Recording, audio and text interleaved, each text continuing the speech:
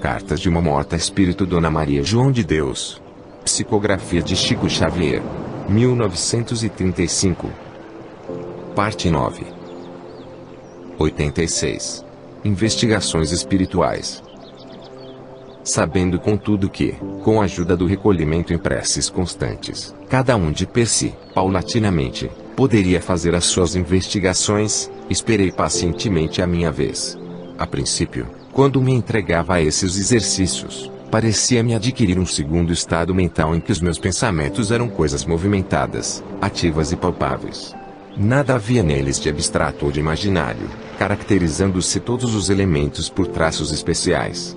Até hoje não sei se os quadros por mim lobrigados eram um retrospecto de minha alma, as suas próprias existências passadas, ou se fui observadora de paisagens, fotografadas para sempre nos raios da luz que nos circundavam em toda parte.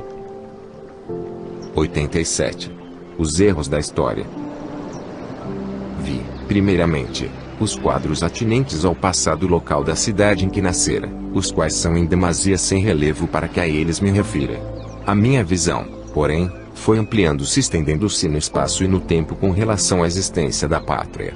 Contemplei, emocionada, em razão do fenômeno que se operava, os seus grandes acontecimentos históricos como revoluções intestinais, lutas com o estrangeiro, fatos políticos e sociais. Vi o desenrolar de muitas cenas, de onde se irradiam efeitos benéficos ou nefastos para todo o país, porém tudo assistia admirada de não ver as solenidades e pompas de que se faz a história acompanhar nos seus erros descritivos.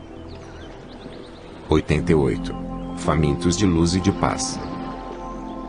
Em quase nenhuma das personalidades que se me deparavam aos olhos, vi a auréola de glória que a posteridade lhes havia dado. Ao contrário, pude constatar que inúmeros daqueles que são venerados pelos homens com o incenso de um falso patriotismo, não passavam de míseras almas fracassadas em seus bons propósitos, conservando-se, além dos véus físicos, famintas de luz e de paz. O que mais me comoveu, nos quadros animados, que eu via da existência coletiva da nacionalidade, foram os rasgos de heroísmo, os romances de miséria e dor, as páginas sangrentas da escravidão do Brasil.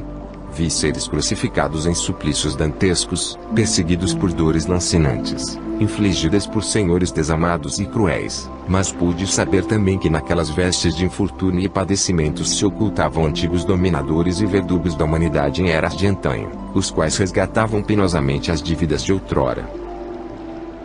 89. Os déspotas à procura da redenção moral.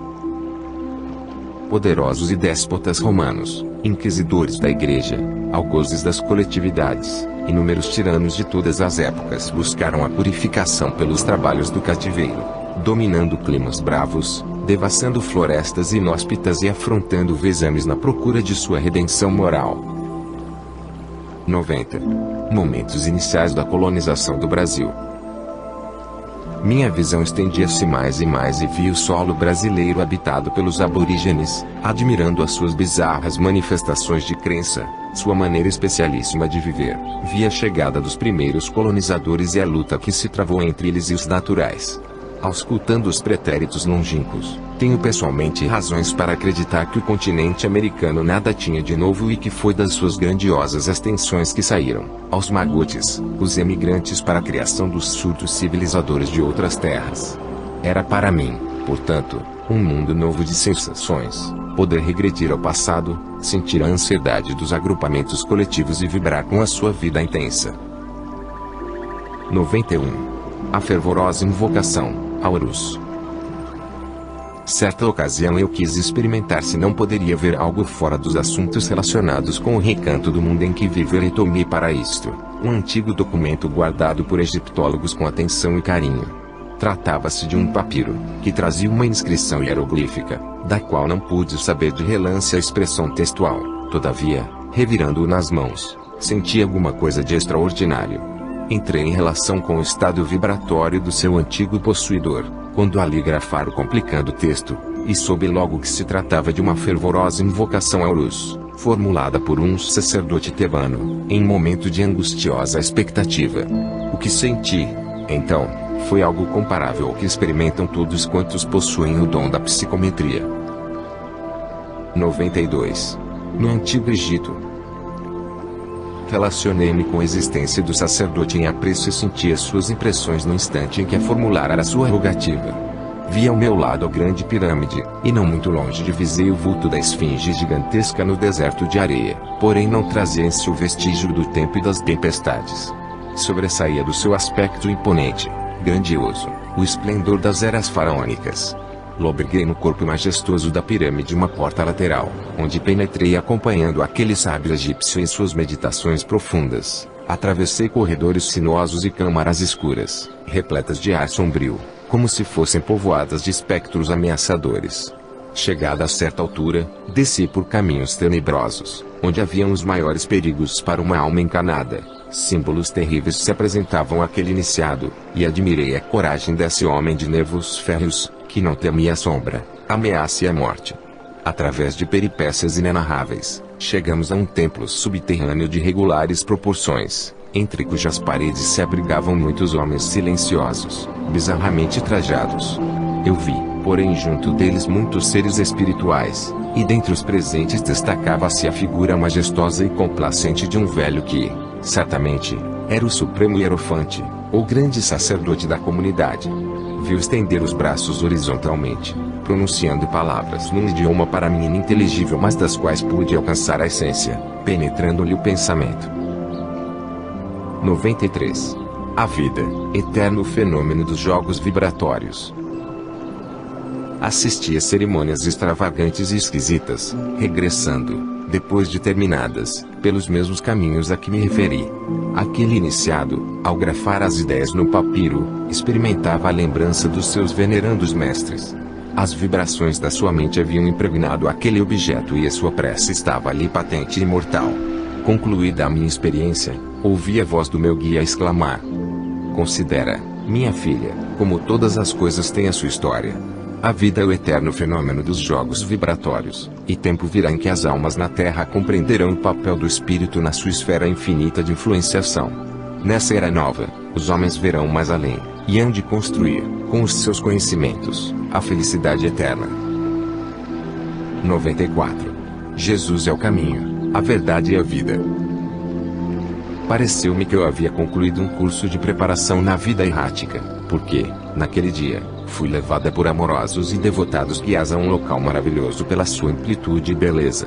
Tratava-se de uma esfera fluídica, comparando-se as matérias delicadas de sua constituição com os elementos grosseiros, característicos da Terra.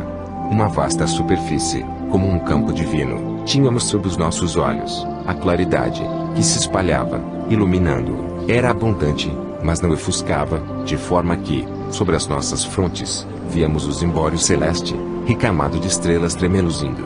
Mais me impressionavam, porém, as flores estranhas, de bizarros contornos, que espargiam no ambiente um capitoso aroma. 95. O lúcido mensageiro do Senhor. Parecia que nos achávamos num templo maravilhoso do infinito, sem limites nos portentos de sua grandeza. Elementos de vida penetravam profundamente em nosso ser, enchendo-nos de uma deliciosa sensação de bem-estar agradabilíssimo. Verdadeira multidão de almas ali se conservava, quando, numa graciosa elevação da substância que constituía a superfície desse orbe, como se fora um comoro de névoas opalinas, materializou-se um dos mais lúcidos mensageiros do Senhor, que já me foi dado ouvir na existência do além-túmulo. Uma túnica delicada e leve, à maneira romana, caía-lhe dos ombros, mas o que sobremaneira nos encantava era o extraordinário poder atrativo que se irradiava de toda a sua personalidade. As suas palavras derramavam-se nas nossas almas, como bálsamos deliciosos, tal a profundeza do seu ensinamento aliada à mais encantadora magia. 96. Pela obra grandiosa da restauração das crenças puras. Não me é possível reproduzir com fidelidade absoluta tudo quanto escapou dos seus lábios, apenas, nas minhas expressões grosseiras, posso sintetizar a moral da sua inesquecível preleção. Irmãos, iniciou ele, em vossas experiências nos planos da erraticidade, compreendestes como são fugazes as ilusões do mundo físico. Felizmente já vos despojastes do corpo de impressões materiais, que conserváveis dentro das lembranças nocivas daquilo que, em sua maior parte, constitui o lado prejudicial da vossa existência passada. Repousastes no fim de labutas insanas e penosos trabalhos, reconstituindo vosso organismo espiritual, combalido nas lutas. Agora faz-se preciso que vos reergais para as tarefas dignificadoras. Na face longínqua da terra estão ainda, sonhando e padecendo aqueles que amastes. Na superfície desse orbe distante, lutam os homens, obcecados pelo orgulho e pela impenitência. Lá, todo um campo ilimitado de trabalho se desdobra às vossas vistas. Guerras destruidoras, sentimentos aviltantes, corações aflitos, coletividades sofredoras, trabalhadas pelas mais duras privações, leis absurdas, ignorância, martírio, insânias, tudo se confunde, esperando a luz espiritual. Os homens têm lutado por muitos séculos procurando a verdade, onde ela não se pode encontrar. Um dia lhes foi dado contemplar a face luminosa do divino plenipotenciário. Houve regeneração parcial dos abusos que se perpetravam e observou-se grande argumento da civilização. As criaturas humanas, porém, esqueceram muito depressa o sublime enviado. Os abusos de toda a espécie reapareceram, a verdade foi obscurecida e o erro se restabeleceu no mundo.